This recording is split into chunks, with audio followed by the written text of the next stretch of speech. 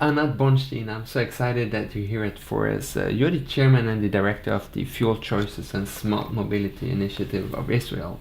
And I'm sad to say that I believe that most of our audience don't know very much about Israel's sustainable transport policies. Tell us just a little bit about what you're particularly proud of. So the government launched a national program for implementation of alternative fuels and smart mobility. It's an initiative within the Prime Minister's office that actually coordinates 10 different ministries who are all involved in promoting smart mobility and alternative fuels. Now, the reason I came to Sweden is because there's many things that are alike between Israel and Sweden, in the sense that we're both small and both very, very much pro smart mobility with regarding to all of the economic effects and all the environmental effects. There's a couple of very good activities and research in Sweden which Israel would like to learn, and also establish in Israel a center of knowledge with regards to these fields, and also have pilots and demonstrations. We don't have in Israel car manufacturers or OEMs, but we would like Israel to be as a beta site for these players to test case their technologies together with the Israeli innovation technologies. And as Israel, as a government, what we propose is innovative policy, supportive regulations, supportive mechanisms in order to actually establish Israel as a center for knowledge for smart mobility. One thing that impresses me with Israel, and I think that we're doing fairly well in Sweden when it comes to the fuel switch, including going to renewables and electricity, and also within the vehicles, when it comes to vehicle taxation, I see that there's so much similarities there, and we have very similar targets. You are to reduce your oil consumption by 60% to 2030. To 2030, yes. And we right. are to reduce our CO2 footprint from transport by 70% to Yeah. 2030. So similar targets. But one thing where I think that we should learn a lot from you is smart mobility, because there's so many startups in Israel that are really telling us that we should do something smarter than all sitting in our own cars. How did that happen? It happened because first of all, Israel is very entrepreneurship in nature.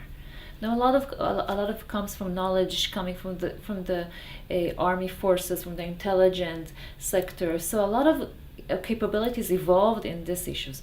Now, we see the world trends. They're going to smart mobility, to connected vehicles, to autonomous vehicles, and all that, hand in hand with the Israeli capabilities. So we, as the government, decided to actually enhance this and created mechanisms to support this, to support these startups by the policy, by giving them mechanisms, financial mechanisms to have pilots, to have demonstrations, to have the right regulations, grants, bring the researchers together. Since we know that smart mobility is part of the whole disruptive change going on in the world right now, and both Israel and Sweden are major players with that regard. Small countries with big aspirations, and it's been interesting to see how several of the really big industrial players have found that Israel and Sweden are great proving grounds to try new technology. Our own Swedish car company Volvo is in Israel now. Right, Volvo is in Israel. Right. Together with General Motors, Ford, Honda, so many others, see that your country, small in size, is a first mover. Yeah. How much has this first mover logic been of relevance to you?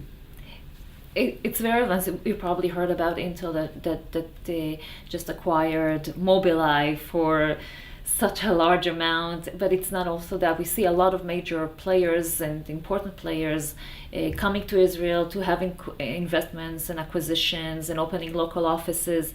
And again, this is happening. It's happening because of the global trends. But as the government, we need to make it more supportive. We need to make sure that it happens. We need to provide the place for all of these multinationals when they come to Israel to find this Israel as the hub for these technologies. Now, I think that one of the few things that we know about policy and politics in Israel is that governments do change. Mm-hmm. So when this is so linked to the Prime Minister's office, how does that work in terms of future stability and guarantees? The program, which was launched 5 years ago, first of all to take care of alternative fuels and electric mobility, later on for smart mobility, is regardless of the political issues. It was launched for 10 years with a dedicated budget, a dedicated administrations, and 10 ministries involved. So that would still go on regardless of the political issues. And again, let's not forget that the main reason for the initiation is a geopolitical aspect as well as economical and environmental, which is something, it's a win-win for all governments. So similar again to the Swedish target, where 7 out of the 8 parties are behind it. But let's, Anat, finish up on a tough note here. It's so easy to say we should cooperate more. Every meeting ends with that. But on what? Promoting or implementing. Let's say we can promote, but we need to implement the technologies for smart mobility both in Israel and in Sweden. We can do that by joining the forces, let's say, of your facilities, your knowledge, your know-how, your OEMs, together with the technologies and the know-how in Israel, and integrate them together into projects that can be implemented into the cities. Let's do it. Let's do it. Thank you so much, Anat. You're welcome.